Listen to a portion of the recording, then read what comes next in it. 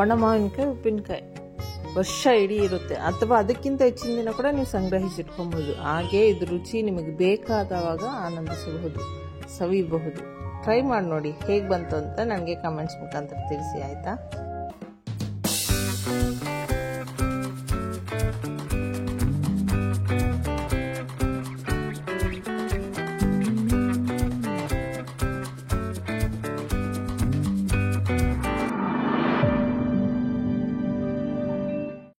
Hi friends, ನಮಸ್ತೆ. ನಾನು Rajeshwari. Welcome to our channel simple cook with Raji. ಮೊದಲನೇ ಸರಿ ನಮ್ಮ ಚಾನಲ್ ನೋಡ್ತಾ ಇದ್ರೆ ಸಬ್ಸ್ಕ್ರೈಬ್ ಮಾಡ್ಕೊಳ್ಳಿ, ಹಾಗೆ ಪಕ್ಕದಲ್ಲಿರುವಂಥ ಬೆಲ್ ಐಕಾನ್ ಪ್ರೆಸ್ ಮಾಡಿ. ನಾನು ವಿಡಿಯೋ ಹಾಕಿದ ತಕ್ಷಣ ನಿಮಗೆ ನೋಟಿಫಿಕೇಶನ್ ಮುಖಾಂತರ ತಲುಪುತ್ತೆ. ಸುಮಾರು ರೆಸಿಪಿಗಳನ್ನ ಈಗಾಗಲೇ ನಾನು ಶೇರ್ ಮಾಡಿದ್ದೀನಿ, ಶೇರ್ ಮಾಡ್ತಾನೆ ಇರ್ತೀನಿ. ಮಾವಿನಕಾಯಿನ ತೊಳೆದು ನಾನು ಒಂದು ಬಟ್ಟೆಯಲ್ಲಿ ಒರೆಸಿ ತೆಗೆದಿಟ್ಕೊಳ್ತೀನಿ. ಸ್ವಲ್ಪ ಹೊತ್ತು ಬಿಸಿಲಲ್ಲಿ ಇಟ್ಟು ತೆಗೆದಿಟ್ಕೊಳ್ಳೋದ್ರಿಂದ ತೇವಾಂಶ ಏನು ಇಲ್ದಿರೋ ಇರುತ್ತೆ, ಪೂರ್ತಿ ಡ್ರೈ ಆಗಿರುತ್ತೆ. ಈಗ ಮಾವಿನಕಾಯಿ ಜೀಡಿಯನ್ನು ತೆಗಿತೀನಿ. ನೋಡಿ, ಈ ರೀತಿ ಮಾವಿನಕಾಯಿ ಜೀಡಿಯನ್ನು ತೆಗಿಬೇಕು. ನಿಮಗೆ ಯಾವ ಸೈಜ್ ಬೇಕೋ ಆ ಸೈಜ್ ಕಟ್ ಮಾಡ್ಕೊಬಹುದು.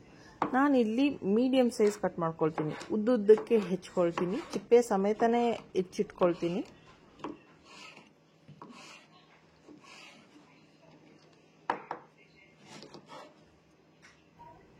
ನೋಡಿ ಫ್ರೆಂಡ್ಸ್, ಈ ರೀತಿ ಮೀಡಿಯಮ್ ಸೈಜ್ ಪೀಸಸ್ ಆದರೆ ಸಾಕು.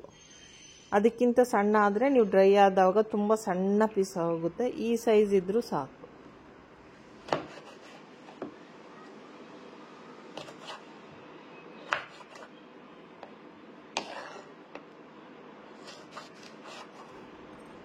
ಅಥವಾ ಈ ರೀತಿ ಉದ್ದ ಸ್ವಲ್ಪ ಈ ಸೈಜ್ ಇದ್ರೂ ಚೆನ್ನಾಗೇ ಇರುತ್ತೆ.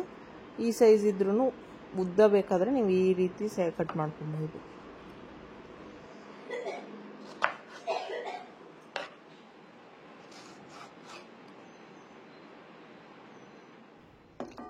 ಈ ರೀತಿ ಒಂದು ಬೌಲ್ ಆಗಲಿ ಒಂದು ಬಾಕ್ಸ್ ಆಗಲಿ ತಗೊಂಡು ನಾನು ಹೆಚ್ಚಿರೋ ಅಂಥ ಮಾವಿನಕಾಯಿ ಪೀಸಸ್ನೆಲ್ಲ ಹಾಕ್ಕೊಳ್ತೀನಿ.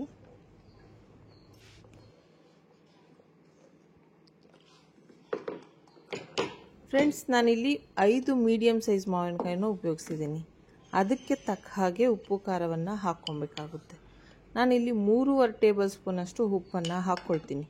ಒಂದು ಮಾವಿನಕಾಯಿಗೆ 1 ಸ್ಪೂನ್ ಅಳತೆಯ ಪ್ರಕಾರ, ನೀವು ಕ್ವಾಂಟಿಟಿ ಜಾಸ್ತಿ ಆದರೆ ಆ ರೀತಿ ಒಂದು ಮಾವಿನಕಾಯಿಗೆ 1 ಸ್ಪೂನ್ ಹಾಗೆ ಹಾಕ್ಕೊಳ್ಳಿ. ಹಾಗೆ ನಾನಿಲ್ಲಿ 3.5 ಟೇಬಲ್ ಸ್ಪೂನಷ್ಟು ಖಾರದ ಪುಡಿಯನ್ನು ಉಪಯೋಗಿಸ್ತಾ ಇದ್ದೀನಿ. ಸಮ ಪ್ರಮಾಣದಲ್ಲಿ, ಅಥವಾ ಉಪ್ಪು ಸ್ವಲ್ಪ ಕಡಿಮೆ ಇದ್ದರೂ ಸ್ವಲ್ಪ ಖಾರ ಜಾಸ್ತಿ ಇದ್ದರೂ ಕೂಡ ಏನೂ ತೊಂದರೆ ಇಲ್ಲ. ಹೆಚ್ಚು ಕಮ್ಮಿ ಸ್ವಲ್ಪ ಆದ್ರೂ ಏನೂ ತೊಂದರೆ ಇಲ್ಲ. ನಾನಿಲ್ಲಿ ಹಿಂಗುವನ್ನು ಹಾಕ್ಕೊಂಡಿದ್ದೀನಿ, ಹಾಗೆ ಸ್ವಲ್ಪ ಅರಿಶಿಣವನ್ನು ಹಾಕ್ಕೊಂಡಿದ್ದೀನಿ. ನಾನಿಲ್ಲಿ ಬ್ಲ್ಯಾಕ್ ಸಾಲ್ಟ್ ಯೂಸ್ ಮಾಡ್ತಾ ಇದ್ದೀನಿ. ಸ್ವಲ್ಪ ಟೇಸ್ಟ್ ಎನ್ಹಾನ್ಸ್ ಮಾಡುತ್ತೆ. ನಿಮಗೆ ಇಷ್ಟ ಇಲ್ಲ ಅಂದರೆ ಅದನ್ನು ಸ್ಕಿಪ್ ಮಾಡಬಹುದು. ಇಷ್ಟನ್ನು ಚೆನ್ನಾಗಿ ಹೊಂದಿಕೊಳ್ಳೋ ರೀತಿ ಮಿಕ್ಸ್ ಮಾಡ್ಕೊಬೇಕಾಗುತ್ತೆ. ಪ್ರತಿಯೊಂದು ಮಾವಿನಕಾಯಿ ಪೀಸಸ್ಗೂ ಆ ಮಸಾಲೆಯನ್ನು, ಉಪ್ಪು ಖಾರ ಕೋಟ್ ಆಗಬೇಕು.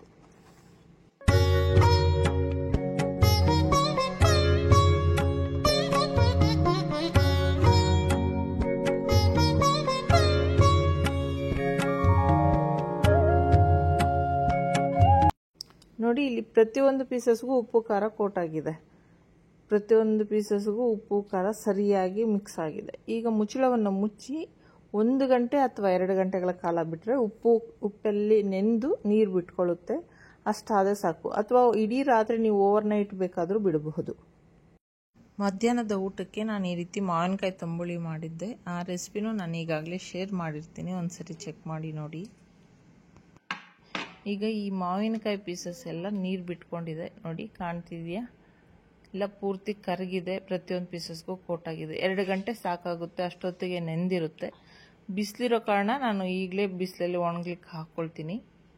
ಅಥವಾ ನೀವು ಸಂಜೆ ಏನಾದರೂ ಮಾಡಿದ್ರೆ ನೀವು next day over night soak ಮಾಡಿಟ್ಟು ಬೆಳಿಗ್ಗೆ ನೀವು ಬಿಸಿಲಲ್ಲಿ ಇಟ್ಟು ತೆಗೆದಿಟ್ಕೊಬೋದು.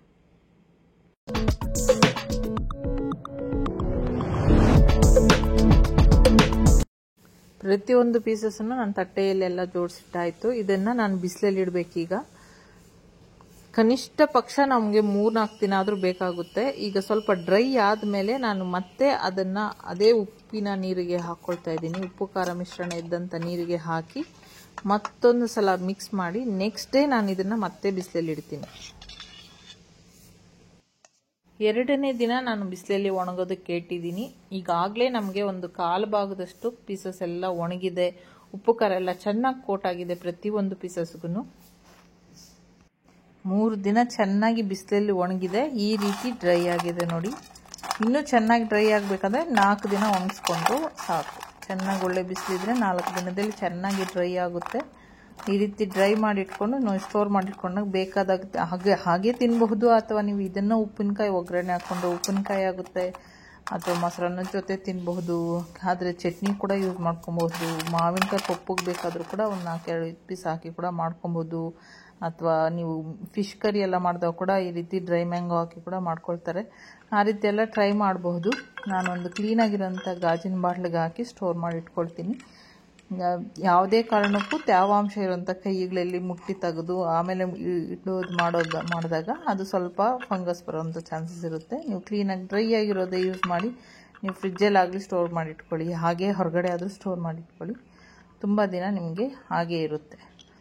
ಫ್ರೆಂಡ್ಸ್, ಈ ವಿಡಿಯೋ ನೋಡಾದ್ಮೇಲೆ ನಿಮ್ಗೆ ಏನಾದರೂ ಡೌಟ್ಸ್ ಇದ್ದರೆ ನನಗೆ ಕಮೆಂಟ್ಸ್ ಮುಖಾಂತರ ತಿಳಿಸಿ. ಪ್ರತಿಯೊಂದು ಕಮೆಂಟ್ಸ್ಗೂ ನಾನು ಆನ್ಸರ್ ಮಾಡ್ತೀನಿ. ನಿಮ್ಮ ಕಡೆ ಈ ಒಣಮಾವಿನಕಾಯಿಗೆ ಏನಂತ ಕರಿತೀರಾ, ನೀವು ಹೇಗೆ ಮಾಡ್ತೀರಾ, ಹೇಗೆ ಸ್ಟೋರ್ ಮಾಡಿ ಇಟ್ಕೊಳ್ತೀರಾ ಅಂತ ಏನಾದರೂ ನಿಮಗೆ ತಿಳಿದಿದ್ದರೆ ಅದನ್ನು ಪ್ಲೀಸ್ ನನಗೂ ತಿಳಿಸಿ. ಇನ್ನೂ ಸುಮಾರು ಮಾವಿನಕಾಯಿ ರೆಸಿಪಿಗಳನ್ನ ಶೇರ್ ಮಾಡಿದ್ದೀನಿ, ಶೇರ್ ಮಾಡ್ತಾನೂ ಇರ್ತೀನಿ. ಟ್ರೈ ಮಾಡಿ ಹೇಳಿ. ಮೊದಲನೇ ಸಲ ನಮ್ಮ ಚಾನಲ್ ನೋಡ್ತಾ ಇದ್ದರೆ ಈಗಲೇ ಸಬ್ಸ್ಕ್ರೈಬ್ ಮಾಡ್ಕೊಳ್ಳಿ. ಹಾಗೆ ಪಕ್ಕದಲ್ಲಿರುವಂಥ ಬೆಲ್ ಐಕನ್ ಪ್ರೆಸ್ ಮಾಡಿ.